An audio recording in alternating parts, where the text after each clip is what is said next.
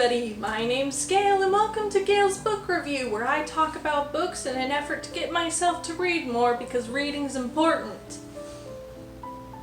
Also, there's not a lot to do in quarantine, so reading's important.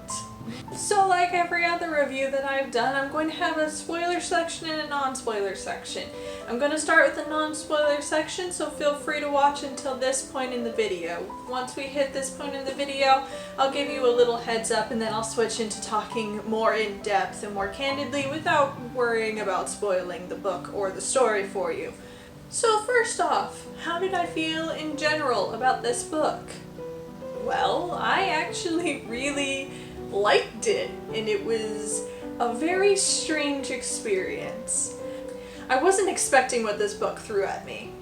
This book is about a kid named Bastian, and he goes and he finds a book called The NeverEnding Story, and shenanigans happens. I really wish I could tell you more, but I really feel like it's pretty spoilery, because if I tell you what the book's about, you're gonna figure out a lot of stuff about it just from cliches and how that kind of story works. So I'm just gonna leave it at that for how much I tell you about the premise. I realize that that is not a lot of information. The first thing is that this book is 400 pages. 400 pages. And usually that's not a big deal. Except that this book isn't written like a modern literature fiction book. This is written like a fairy tale. And what I mean by that is it is written with the pace of the hare in The Tortoise and the Hare. Is there a better metaphor for that? The hare lost, but it was in fact true that the hare was faster than the tortoise. So I guess it works.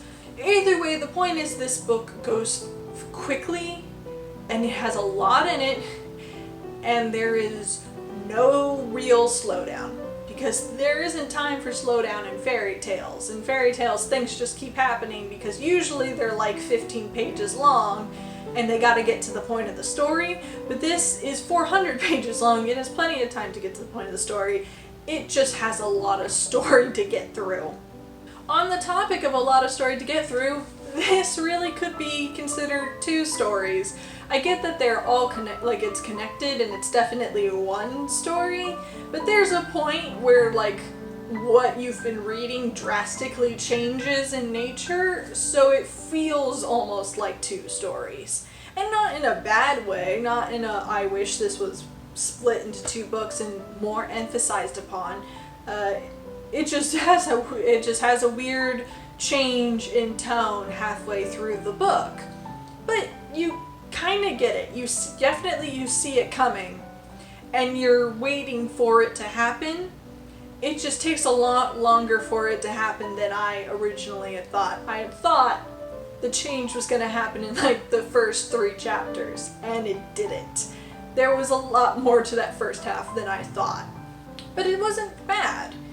It was so odd and enjoyable that I didn't mind that it was taking longer for the main plot to progress.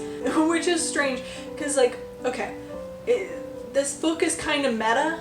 It's got some book within a book within a book feels and mentions, and it does a lot with the fact that there's the NeverEnding Story in a book called The NeverEnding Story. Let me just put it that way. So a lot of stuff goes on that you tend to forgive or you tend to really get into because of that meta-ness. You understand where the point is and the feeling of what's going on, and so instead of analyzing it so much and being is this a good book? Am I really enjoying the story? You just let yourself get taken in. And I love that. I love that this book encourages yourself, or at least it encouraged me, to just let go and just go with the story. It was gonna take me someplace. I just needed to relax and let it happen. And it took me to a lot of places, so many places, so much happens in this book. It actually feels a bit rushed, but at the same time, it's fine.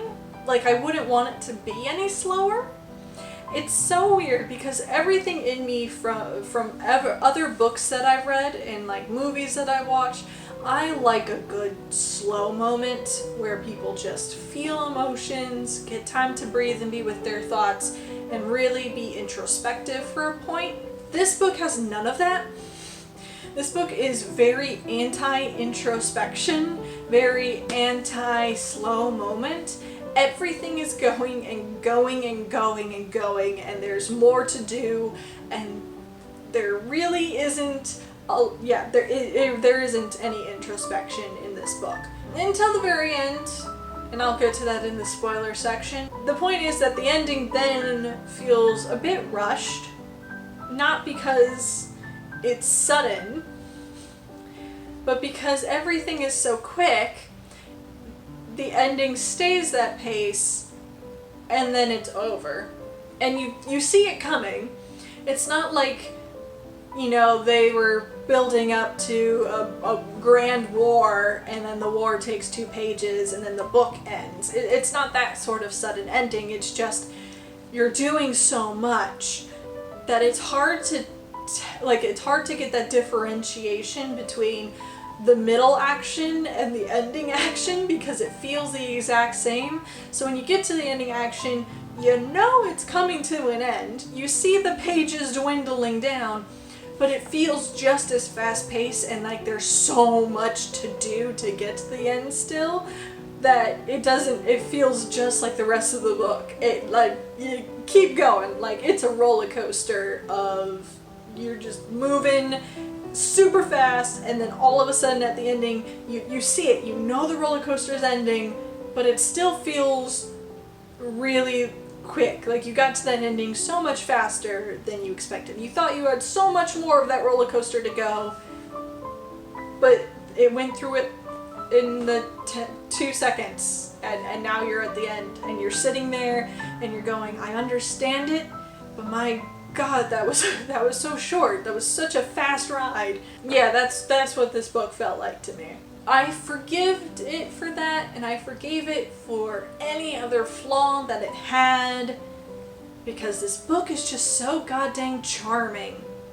So much is happening. There's so many characters that are just in and out. There's no introspection. There's a lot of stuff that I usually hate in any other story. But I really loved it in this because it was so gosh darn charming, and it felt like it was making those decisions on purpose to make you feel like you were reading a fairy tale. Like the NeverEnding Story was a real fairy tale that was going on, and nothing had any permanence because it's just a story. But it was so creative and so fun, and it just stuck with you anyway. It's so weird to explain why this thing that should be a culmination of things that I hate ends up just making me like it so much. It's really frustrating, I'm not gonna lie, because I want to give you guys a good understanding of what I feel about this book, but it's really hard to explain when anything logical or objective that I have to say is wrong. My logical and objective mind tells me that a lot of this book is just, what the heck is going on? But then the creative and the story lover person inside of me is like, yes, more, whatever the heck is going on here. So, yeah, that's where I have to leave it for you without spoiling anything. I have to give it 4 out of 5 stars. I adored it. It was so odd. A comparison that I've made, I don't know if I kept it in the front, is that it's like Alice in Wonderland. I love Alice in Wonderland. It's one of my favorite stories. It's so wacky. There's so many creative creatures, and everything is so easy and simplistic to understand because it's not trying to be complex. It's just trying to tell the story that it just exudes a certain oddball charm that I personally love. It's just my style. I love charming, oddball, weird things, and this is a charming, oddball, weird thing. So I give it a 4 out of 5 because I love it, but I can see that it has flaws, but I think its overall charm and its use of those flaws makes them not flaws, if that makes any sense. So yeah, that's my honest opinions about the NeverEnding Story in the non-spoiler section. Thank you so much. If you went through that amalgamation of words and you got here, I'm proud of you for being able to get through that. But if you're done, you're not going to go into the spoiler section, thank you very much. I will let you know I've been doing this at the end of the spoiler section, which I realize is a detriment to anyone who has to turn off the video within the first 13 to 15 minutes. Next time I have this Gale book review, I'm going to review a book called Red Heather. Can you guess what month it's gonna come out?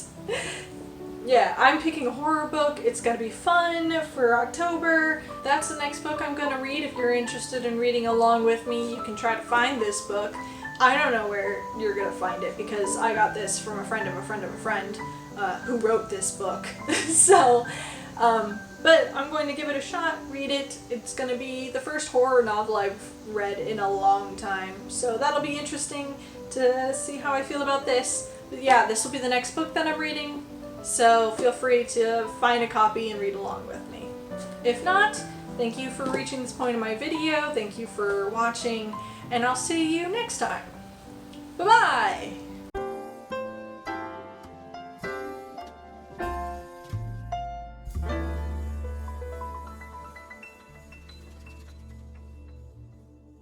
Hello, my spoiler friends! Welcome to the spoiler section where I can talk about this book without being vague about stuff, which is really hard.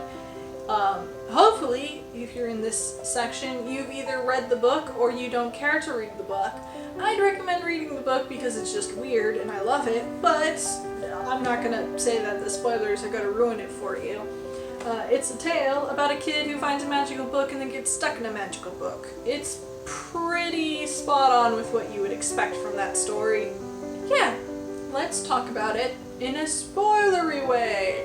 So the first thing that grabbed my attention and really shows the charm of this book was like the first 15 pages. The first chapter really was so well done, but like not in a oh my gosh, it's literary art. It's so well done, but it just gives you the perfect amount of charm and exposition so that you understand what's going on and you don't need 70 more pages to understand the premise of the book. Because really, the premise of the book isn't all that, special. The Bastion himself, his real life experience, while it is quintessential to the story, the story doesn't need a lot of it. You just need to understand that's his background so that you understand what he does throughout the rest of the story. And the first chapter does such a beautiful job of that. You go to the most magical place in the world, an old bookshop. Really, you go into an old bookshop and you're gonna have a magical time. Some sort of fated encounter is going to happen the next time you're in a very old bookshop. I encourage it, it's always a treat. But yeah, he goes into this old bookshop and he meets the crotchety old man who's got a secret book. Ooh, don't touch it, don't touch my secret book. And then he goes into, he goes to the phone booth and talks to whoever's on the other end of the phone, hi. And then the kid's just like, feels that magnetic attraction to the book, steals it, and that's it. That's the first chapter. He goes, hides in an attic, and he's ready to read the book. And throughout that, you get his backstory of, being bullied, how he doesn't like himself all that much, and you get that in such little dialogue. Like, he's not going into huge tirades about these school bullies. He's just calmly, he's accepted it, and so he acts like a kid who's accepted it. He gives very brief answers about it. He doesn't want to talk about it. And he doesn't, you know, he kind of agrees with them, so he's not like, oh, they're just stupid. He's just like, yeah, whatever. And a lot of us probably have been that kid at some point where you're just like, maybe they're right, and I don't like myself all that much either right now. So it's really easy to just connect with that character without needing any more exposition. We don't even meet his father until the very end of the book. And you kind of just understand what his relationship with his father is by his brief description of him. And you don't really need to know much else. It's not terribly important to have a huge scene with the father because it's not important until the end, and it's secondary to the journey. There's so much charm in this book. I loved the section where Bastian was talking to himself over the book, and he was just like, the childlike Empress and Atreyu were waiting for him, and they were like, oh, he's gonna come any minute now, and he's just talking to himself like, man, but how do I know I have the right name? And then Atreyu just starts vocalizing every question he has, like, but what if he doesn't have the right name? And childlike Empress is like, oh, he definitely does. He knows it. He knows he's got the right name. But how do I even get there? But how does he even get there? Oh, all he has to do is say my name. He can do that, it's really easy. But how do I know they're talking to me? Bastian, this kid, right now, reading this book. But how does he know that we're talking about him? That kid, the guy reading the book. If he hasn't gotten it by now, he's just really stupid. I loved that. That was so funny, and especially in a book. Like, video games and have done it before with Doki Doki Literature Club, movies have done it with Deadpool, but those are mediums, well, maybe not movies so much, but definitely stuff like video games where people break the meta all the time. It's easier to do that because the game can recognize specific inputs and then change because of those inputs. A book can't do that.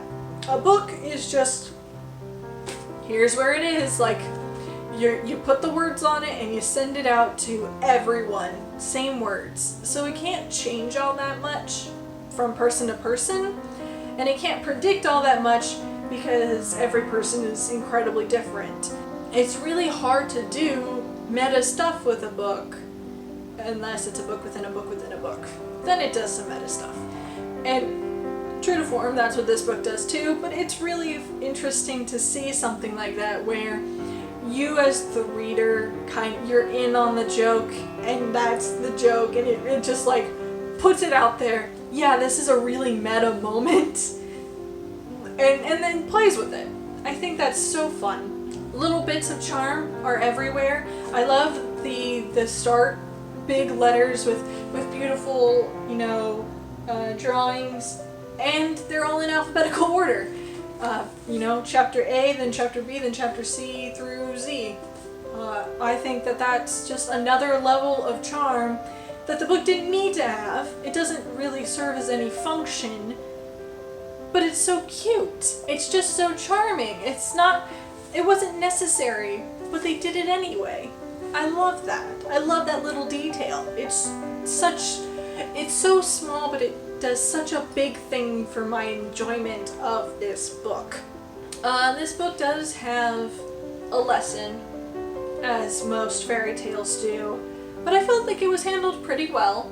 You kind of got the gist of the lesson after, like, the second half starts and Bastian's in the book and he starts changing and forgetting who he was. You kind of get, oh, okay, it's gonna be a power thing, you know, like, oh, he gets too much power and it goes to his head and he becomes this, you know, greedy person and selfish, and he's got to learn to come back and you know, just experience love and acceptance and all that kind of stuff. You get that feeling pretty easily, especially if you're older and you've read a couple of these kinds of stories before. Yeah, it's not surprising. but I feel like it handled it fairly well in that it didn't hit you over the head with it. There were, a couple times where, oh, there's the fountain of life, the water of life, sorry. The water of life, which actually means the ability to love one another. Yeah, that's a little on the nose. But overall, the story does keep it to, being more about the cool stuff instead of just hammering in the lesson. And I especially like that, he kind of learns the lesson on his own. He goes too far, he faces the consequences of his actions, and then he kind of realizes, oh, I've got to do something to save myself, but then he still feels, he still uses his wishes without knowing that he's going to use his wishes. And then he goes to the village where he just wants to be accepted and part of a community, but then he realizes that he doesn't feel like an individual, he doesn't feel like he himself matters, and so then he goes to the next place and he just starts focusing in and getting closer and closer to what it is he really wants, and I like that. That's cool that it isn't just a sudden snap and I realized that I was wrong and that I should have wanted love all along. I think that's a good way for him to figure it out is slowly and by narrowing down his search for what he wants instead of just knowing it. I think that's really cool. But it also goes along with, I guess, my next critique, but also not a critique. Like I said, this book is weird because there's a lot of stuff that I find negative about it, but in this case, I like it. And one of those is that the characters aren't overly complex. In fact, I wouldn't count them as complex at all. There really is only, 4 recurring characters: Bastion, Falcor, Atreyu, and the Childlike Empress. And the Childlike Empress, she's talked about, but she's not really there for most of the story, so really it's 3 characters that will spend the most of your time with. And none of them are terribly complex characters. Falcor is upbeat, feels lucky, and he's fairly powerful, and that's his shtick. Atreyu is very level-headed, but very determined, confident. He's just the good person. And then Bastion is the child who has had a rough time of it and has learned to not like himself, and so now he's finally starting to have an adventure that allows him to like himself and where he, gets to be what he's always dreamed of being. And he gets, obviously he gets his character arc, which is good, but none of these are terribly complex, characters where they're going through so many different things. Bastion's the most complex of them all, and he's our main character, so that's suitable for his character development to really work. But I think the simplicity of the characters lends itself to the story really well and its fairy tale feel.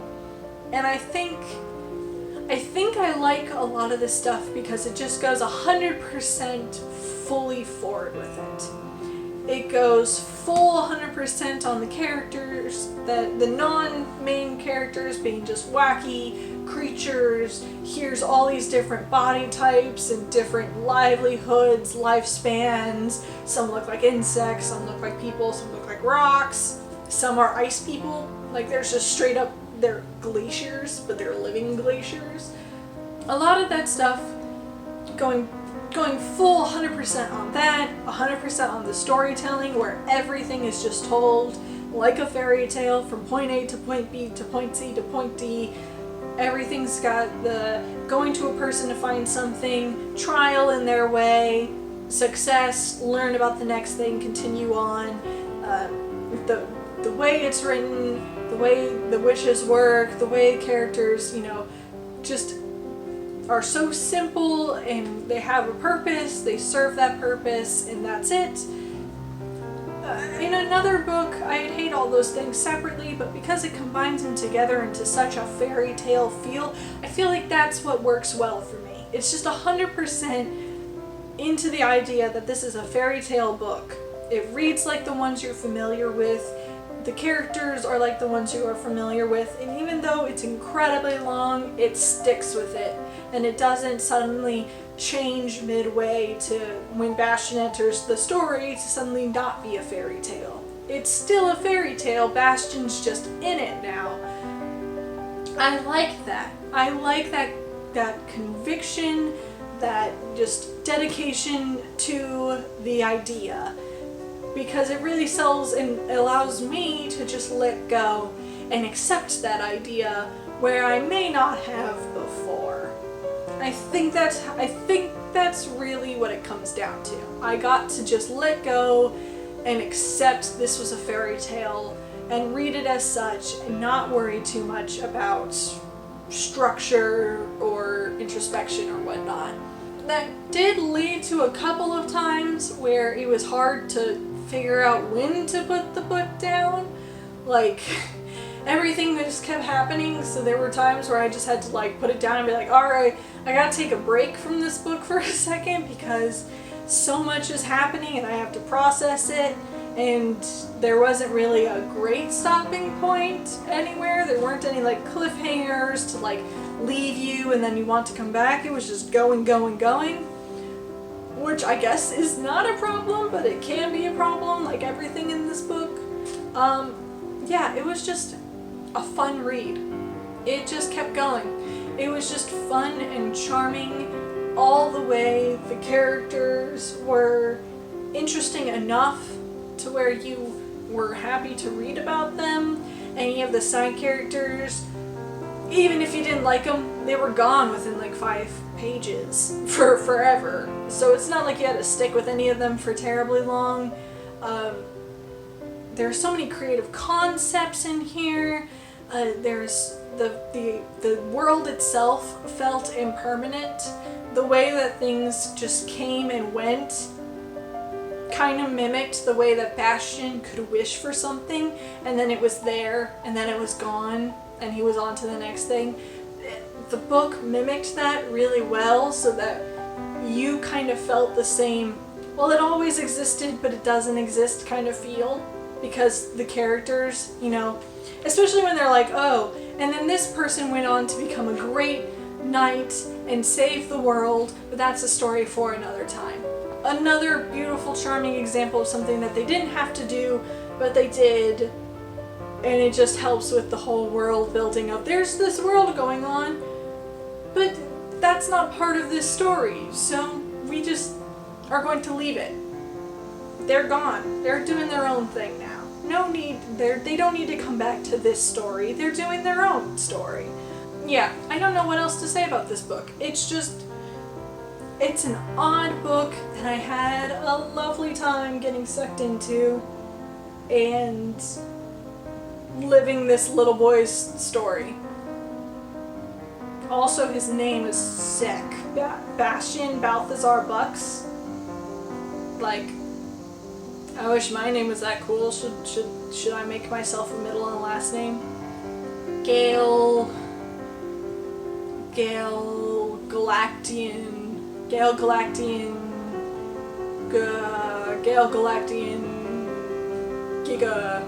Gigaplex. Yeah. I don't think that's gonna work. So yeah, that, I guess, is my spoiler section for the NeverEnding Story. A tough story to describe to anyone. A tough story to describe feelings about. It's just good, okay? Just believe me when I say I like it, and it's good, and it was fun, and it's charming. That's it. That's all I have to say about the book. Just a reminder that the next book that I'm going to read is Red Heather. It's probably going to come out in October, the review. Spoilers for October and the holiday that resides within. Hopefully I'll see you guys next time. Leave any other recommendations in the comments down below for books that you think I might like to read or that you'd be interested in hearing my opinion about. And I will see you in the next video. Bye-bye! Hi there, it's the end of the video, my friend. Hit the bell if it was okay, I'm sure I'll make good content someday. I'll play some games or do some drawing, Pokemon and fights with darling, video essays and reviews. I couldn't do it without you, so thanks, like and subscribe.